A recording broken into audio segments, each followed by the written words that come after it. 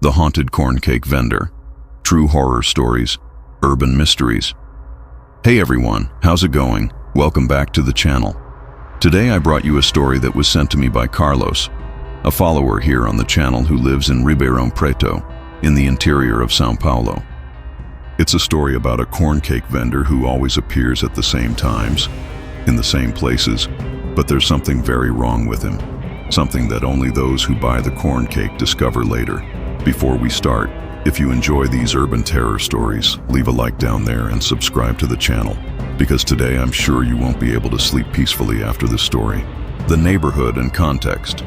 This story takes place in the Jardim Sumaré neighborhood in Ribeirão Preto, a quiet residential area where middle-class houses predominate, tree-lined streets and local commerce that's quite busy during the day. The neighborhood has that typical characteristic of São Paulo's interior. Everyone knows everyone, children play in the street until late, and neighbors always know about each other's lives. It's exactly in this apparently safe and familiar environment that our story unfolds. Carlos works as an IT technician and always had the habit of going out for walks in the late afternoon, around 6:30 p.m. after work. It was his way of relaxing and staying in shape. During these walks, he always passed by Paineiras Street, a road that connects the center of the neighborhood with the more residential area. It was on this street that, about 6 months ago, Carlos began to notice the presence of a corn cake vendor who always appeared at the same time, always in the same place, in front of number 847, a yellow house with a green gate that sits on a busy corner. The vendor was an apparently simple man, about 50 years old, graying hair, always wearing a faded checkered shirt and a somewhat worn navy blue cap. He pushed one of those typical street vendor carts, all painted red with yellow signs announcing homemade corn cake, the best in the region. What most caught attention was his calm and always smiling manner, greeting everyone who passed with a friendly wave and a "good afternoon, hot corn cakes" in a cheerful and inviting tone. The first encounters. At first, Carlos just greeted the vendor during his walks, never stopping to buy. He was one of those people who avoid street food for hygiene reasons and prefer to always eat at home. But after a few weeks seeing the man there, always punctual, always friendly, Carlos began to feel a certain curiosity about the corn cakes. The vendor always had a small but steady line of customers, neighborhood residents who seemed to know him well and always left satisfied with their purchases.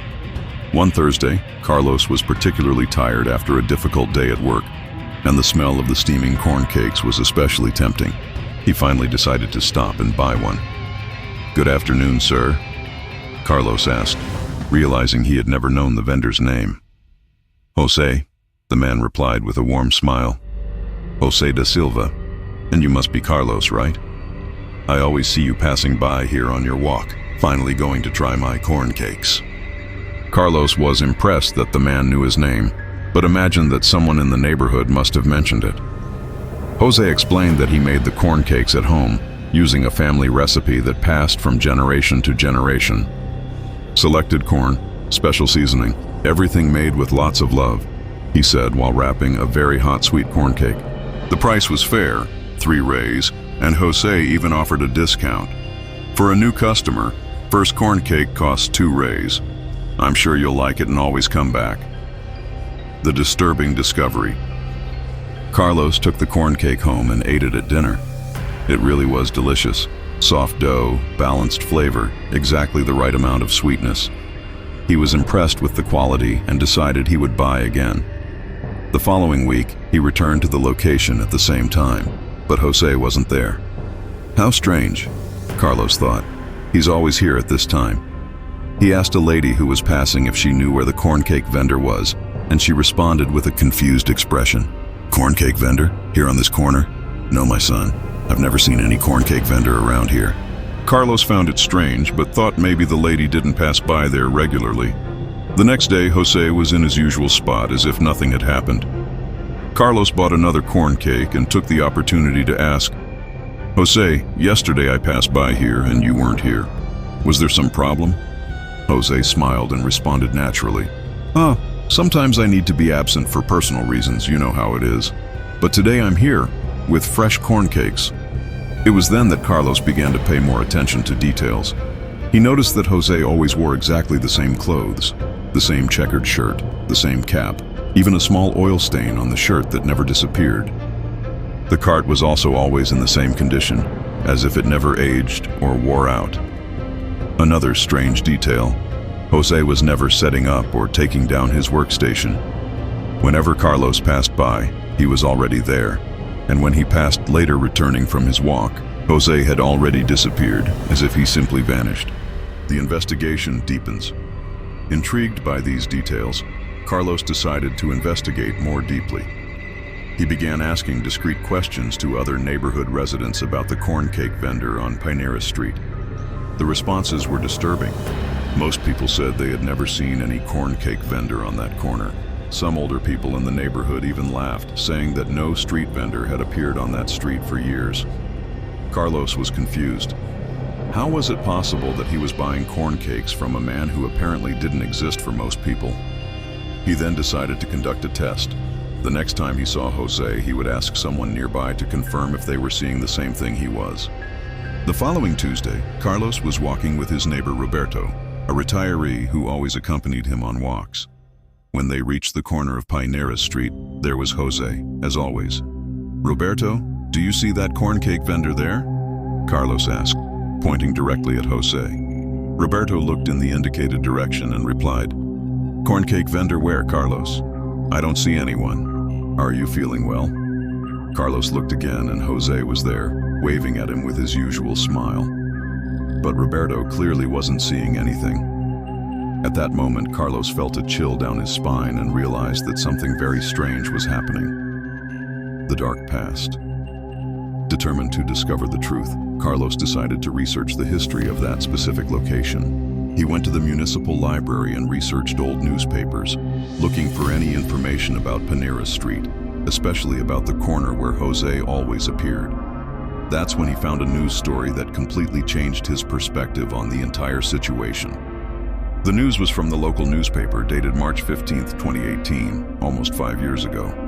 The headline read, "Street vendor dies in hit and run on Paineiras Street." The article reported that Jose da Silva, 52 years old, corn cake vendor, had been hit by a car that fled the scene exactly at the corner of Paineiras Street and Azalea Street, in front of number 847. Jose was setting up his workstation when he was hit by the vehicle at 6:35 p.m. on a Thursday. The story continued describing that Jose was well known and beloved in the neighborhood, where he had been selling corn cakes for more than 10 years.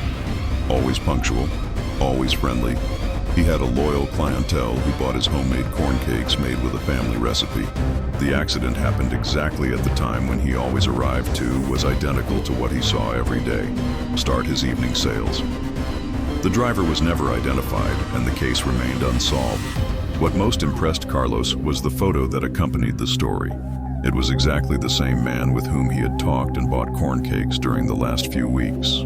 The same checkered shirt, the same navy blue cap, the same warm smile. Even the red cart with yellow signs was identical to what he saw every day. The shocking revelation.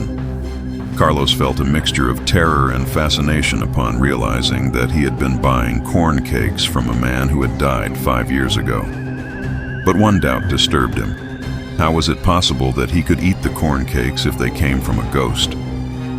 How could they be real and tasty if Jose no longer existed physically? He decided to conduct one last test to confirm his suspicions. The next Thursday, exactly at the same time Jose had died, Carlos went to the corner of Paineiras Street. There was Jose, as always, preparing his corn cakes with the same welcoming smile. "Good afternoon, Carlos. How are you?" "Good that you came.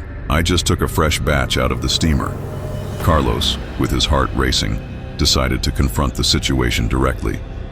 "Jose," he said with a trembling voice, "I need to ask you a question.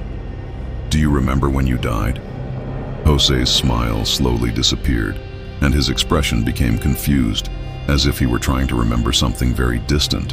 "Died? What are you talking about, Carlos? I'm here, alive, selling my corn cakes as I always do."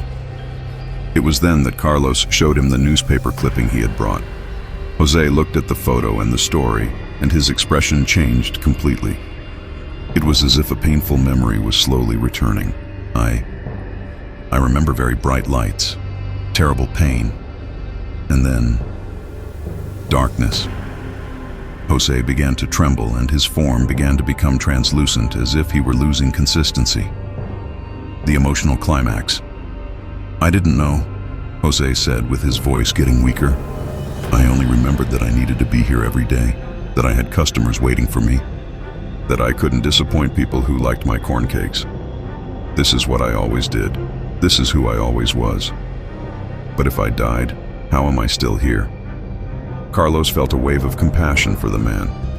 "José, you died 5 years ago, but somehow your soul continued here, doing what you always did, taking care of people as you always did. You were so dedicated to your work that not even death could keep you away from it." José looked at his own hands, which were now clearly transparent. "So the corn cakes, they're not real?" Carlos shook his head negatively. "I can't explain how, but when I eat them, they're real to me. I think your love for cooking, your dedication to feeding people, that's so strong that it transcends death." At that moment, Carlos realized something extraordinary. It wasn't just the corn cakes that José offered. It was the affection, the attention, the genuine care he had for each customer. It was the warm smile at the end of a tiring day. It was the feeling of being welcomed by someone who truly cared. José wasn't just selling corn cakes. He was offering a piece of humanity, a moment of genuine connection in an increasingly cold and impersonal world. "You never stopped taking care of people, José," Carlos said with tears in his eyes.